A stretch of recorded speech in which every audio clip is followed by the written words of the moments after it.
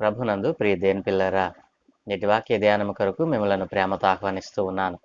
నేటి వాక్య ధ్యానముగా 86వ కీర్తన 9-10 వచనాలు చదువుకొని ధ్యానం చేసుకుందాం. ప్రభువా, దేవతలలో నీ వంటి వాడు లేడు. నీ కార్యములకు సాటి అయిన కార్యములు లేవు. నీవు సృజించిన అన్యజనులందరూ వచ్చి నీ సన్నిధిని నమస్కారము చేయుదురు. నీ నామమును గణపరచుదురు. ఆమేన్. ప్రభునందు ప్రియ దేని పిల్లారా, చదువుకొనబడిన లేఖ నిమిత్తమై ప్రార్థన చేద్దాం. దయగలిగిన మా ప్రియ పరలోకపు తండ్రి, మా మంచి దేవ, మీ ఘనమైన ఉన్నతమైన నామానికి స్తోత్రాలు. ప్రతి ఉదయమున మీ దివ్యమైన లేఖనాలను ధ్యానం చేసే భాగ్యము మీరు మాకు అనుగ్రహిస్తూ వస్తూ ఉన్నారు. తండ్రి, ఈ శుభదినమున మీ సన్నిధిలో అయ్యా మేము చదువుకున్న ఈ లేఖన భాగాన్ని మా కొరకు దీవించండి. ఈరోజు కూడా అయ్యా మీరు మాకు ఇచ్చిన ఈ లేఖన భాగంలో నుండి కొన్ని ఆత్మీయ పాఠాలు మీరే మాకు బోధించి నేర్పించమని యేసయ్య పరిశుద్ధ నామమున ప్రార్థించి వేడుకుంటూ ఉన్నాము తండ్రి. ఆమేన్. ప్రభునందు ప్రియ దేవుని పిల్లారా, ఎలా ఉన్నారు? అందరూ బాగున్నారు కదూ? మన ప్రభువును రక్షకుడైన యేసయ్య నామమున మీరందరూ సుఖముగా శుభముగా మరి ప్రభు యొక్క హస్తపు నీడలో క్షమపరచబడి ఉన్నారని నమ్ముచూ ఉన్నాను. ప్రతి ఉదయమున మనము దేవుని లేఖనాలను ధ్యానం చేస్తూ ప్రభు సన్నిధిలో మరి దేవుని యొక్క దివ్యమైన వాక్కులను మనం నేర్చుకుంటూ ఉన్నాము.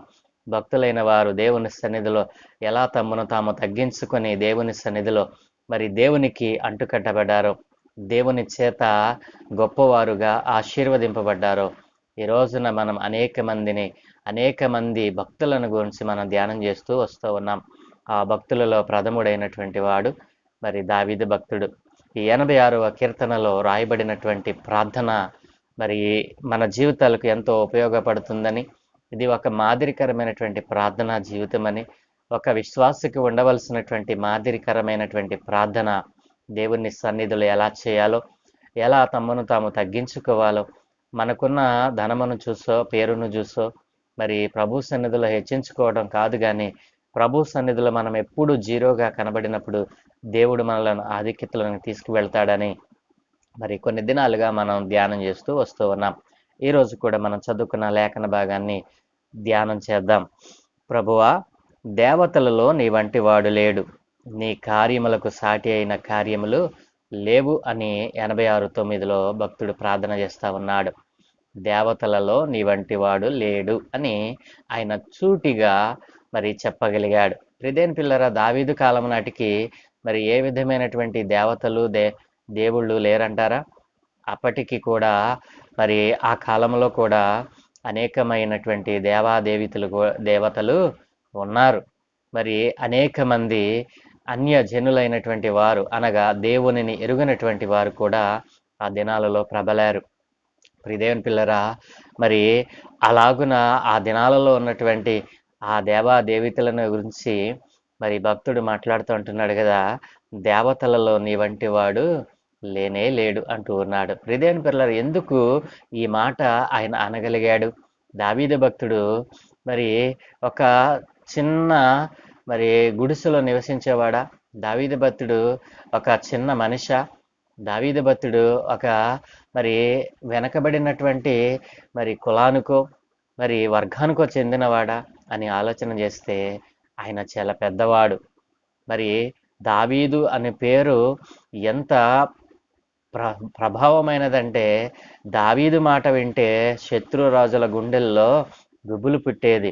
అమ్మో, దావీదు రాజా దేవుని దగ్గర మరి సెలవు తీసుకుని ఆయన దేవుని మరి దూతగా దేవుని దగ్గర మరి కనిపెట్టి వస్తాడు, దేవుడే దావీదు పక్షాన్ని యుద్ధం చేస్తాడని అన్ని రాజులు గుర్తించగలిగినంత భక్తిని, విశ్వాస్యతను, యథార్థతను, నీతిని మరి మరి దేవుని దగ్గర దావీదు గారు పొందుకున్నాడు.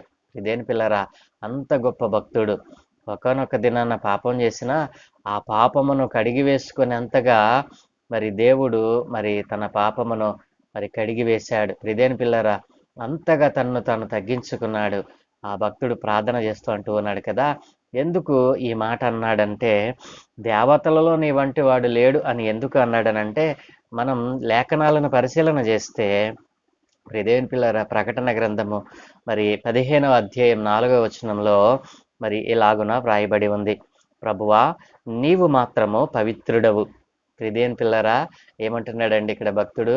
నీవు మాత్రమే పవిత్రుడవు. ఈ మాట చాలా ప్రశస్తమైనది. దావీదు భక్తుడు ఏమంటున్నాడు?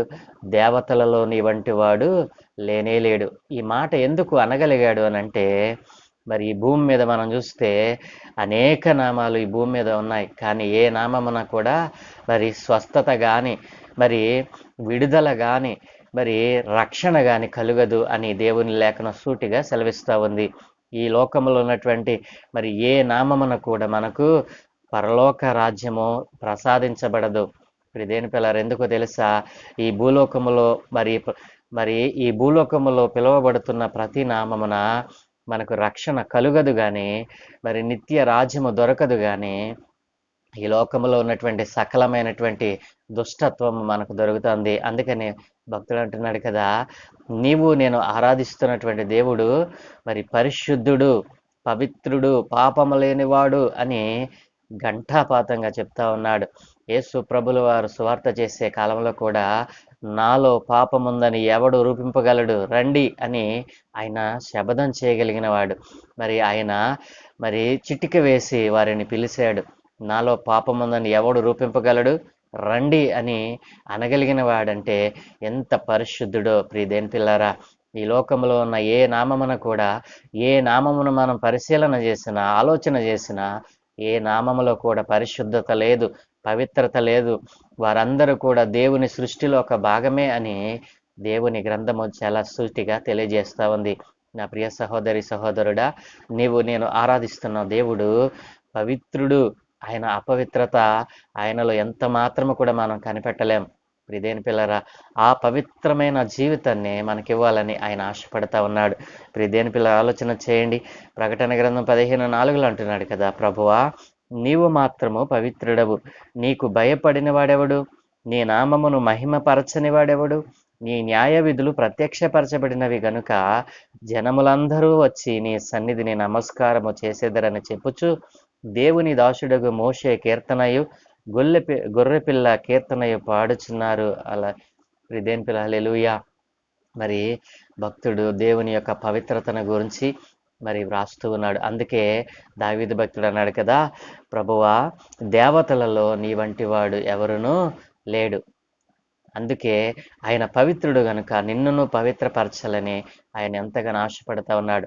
ఇంకా అంటూ ఉన్నాడు కదా, మరి నీ నీ కార్యములకు సాటి అయిన కార్యములు లేవు. నీవు చేసిన అద్భుతమైన ఆశ్చర్యమైన కార్యములు మరి ఎక్కడ మేము చూడలేదు. నీవు తప్ప ఆశ్చర్య కార్యములు చేసేవాడు మరి ఏ నామమున కూడా లేడు అని దేవుడు ఇక్కడ మరి భక్తుడు ఇక్కడ దేవుని గురించి స్టాంప్ వేస్తూ ఉన్నాడు. కాబట్టి నా ప్రియ సహోదరి సహోదరుడా, అన్యజనులందరూ ఒకనొక దినాన్న దేవుని సన్నిధిని తొక్కుతారు. వారు దేవుని సన్నిధిలో తమ పాపాలను ఒప్పుకుంటారు. వారు ఒప్పుకొని నిజ దేవుడైనటువంటి యేసయ్యను ఎరుగుతారు. ఆ దినము త్వరలోనే రాబోతా ఉంది. దానికంటే ముందుగా నీవు క్రైస్తవుడు అని పిలువబడినప్పుడు నీకు అనేక శ్రమలు వస్తాయి, అనేక వేదనలు సంభవిస్తాయి.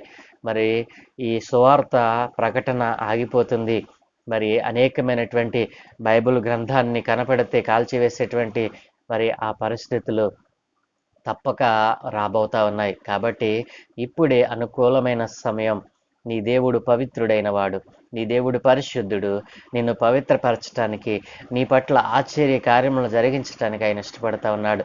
నీవు రక్షణ పొంది ఇన్ని దినములైన దేవుని యొక్క ఉన్నతమైన శక్తిని, ఉన్నతమైన నామమును గురించి, ఆయన ఎంత ప్రభావశీలుడో, ఆయన ఎంత పవిత్రుడో, నిన్నును అంత పవిత్రంగా ఉంచాలని ఆశపడతా ఉన్నాడు.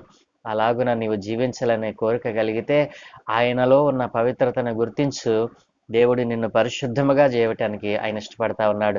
నీ కుటుంబంలో ఏ అవసరత ఉన్నా, నీ కుటుంబంలో ఆశ్చర్యమైన కార్యములు జరిగించడానికి దేవుడు ఇష్టపడతా ఉన్నాడు. దేవుని పనిలో నీవు ఒక పాత్రగా వాడబడుతున్నావా? దేవుని సేవలో ఒక పరిచర్యలో మరి ఒక పనిముట్టుగా వాడబడతా ఉన్నావా? దేవుని పరిశుద్ధ నామమును గురించి మరి ఏ నామమున రక్షణ కలుగదు, యేసు నామమే నిన్ను రక్షిస్తుంది అని దినములో ఒకరికైనా నీవు చెప్పగలుగుతున్నావా? నా ప్రియ సహోదరి సహోదరుడా, దేవుని మాట ఎంత పరిశుద్ధమైనదో ఈ మాటను బట్టి మనం ధ్యానం చేయవచ్చు. ప్రియదేవుని పిల్లరా, ఆయన పవిత్రుడు. ఆయన నిన్ను పవిత్రపరచాలని ఆయన ఆశపడతా ఉన్నాడు. అందుకే భక్తుడు అన్నాడు కదా, దేవతలలో నీ వంటి వాడు ఎవడును లేడు అని అంటా ఉన్నాడు. ప్రియదేవుని పిల్లరా, ఈ సత్యాన్ని అనేక మందికి తెలియచేద్దాం. దేవుని మాటలను మరి నీవు నీ హృదయం నిండా నింపుకొని ఆ మాటలను ఇతరులకు పంచిపెట్టేవారిగా నీవు మారాలని ప్రభు కోరుతా ఉన్నాడు. నేను పరిశుద్ధుడనయ్యా, మిమ్మల్ని పరిశుద్ధపరచడానికి నేను ఇష్టపడతా ఉన్నానని దేవుడు చెప్తా ఉన్నాడు. ప్రియదేవుని పిల్లరా, దేవుని మాటను మనం లెక్క చేద్దాం, దేవుని మాటను విందాం, దేవుని మాటకు లోబడదాం. ఆయన పరిశుద్ధుడు గనుక మనలను పరిశుద్ధపరిచాడు. ఆ పరిశుద్ధమైన జీవితాన్ని మన పొరుగు వారికి, మన స్నేహితులకు పరిచయం చేద్దాం. దేవుని ఉన్నతమైన నామాన్ని గనపరుద్దాం. దేవుడు తద్వారా మీ కుటుంబాలలో ఆశ్చర్యమైన కార్యములు జరిగిస్తాడు. కాబట్టి ప్రియదేవుని పిల్లరా, నిన్ను నన్ను సృజించిన దేవుడు, నిన్ను సృజించిన దేవుడే అన్యజనుని కూడా సృజించాడు కదూ. నిన్ను పుట్టించిన దేవుడే వారిని కూడా పుట్టించారు. నీవు రక్షణ పొందుకుంటే సరిపోతుందా? నీ పొరుగువాడు రక్షణ పొందవద్దా? కాబట్టి నీ పొరుగువానికి సువార్త చెప్పు. సర్వోన్నతుడైన దేవుని నామమును గురించి పరిచయం చేయి. పరిశుద్ధుడైన దేవుని గురించి పరిచయం చేయి. ఆయన ఎంత పవిత్రుడో మరి మిమ్మలను కూడా పవిత్రపరచగలడని నీవు సాక్ష్యం ఇవ్వగలిగినటువంటి గొప్ప జీవితం దేవుడు మీకు, మీ కుటుంబాలకు అనుగ్రహించునుగాక. ఆమేన్. ప్రార్థన. సకల ఆశీర్వాదములకు కారణభూతుడైన తండ్రి, మా మంచి దేవా, మీకు వందనాలయ్యా. ఈ ఉదయ కాలమున మీ దివ్యమైన లేఖనాలను ధ్యానం చేసే భాగ్యం మా అందరికీ అనుగ్రహించినందుకే స్తోత్రాలు తండ్రి. ఈ దినం మేము చేయు పనులన్నిటి మీ కనుదృష్టి ఉంచండి. మీ దూతల కాపుదలను అనుగ్రహించండి. మా ఆలోచనలు, మా తలంపులు సమస్తమును మీ స్వాధీనంలో ఉంచుకున్నామని అడుగుచున్నామనైనా. అవును తండ్రి, భక్తుడు అంటున్నాడు కదా, నైనా ఇదిగో దేవతలలో నీ వంటి వాడు ఎవడనో లేడు నైనా, నీవు చేసిన కార్యములు మరి ఎవడనో చేయలేడు అని అయ్యా నీ వాక్యములో సెలవిచ్చాడు. అవును తండ్రి, నీవు పవిత్రుడు నైనా. ఎందుకు భక్తుడు అనగలిగాడు అని అంటే, నీవు పరిశుద్ధుడవు, నీవు పవిత్రుడవు నాయనా. నీ పరిశుద్ధత, నీ పవిత్రత నిన్ను నమ్మిన నీ పిల్లలందరికీ ఇవ్వాలని ఆశపడతా ఉన్నావు నాయన.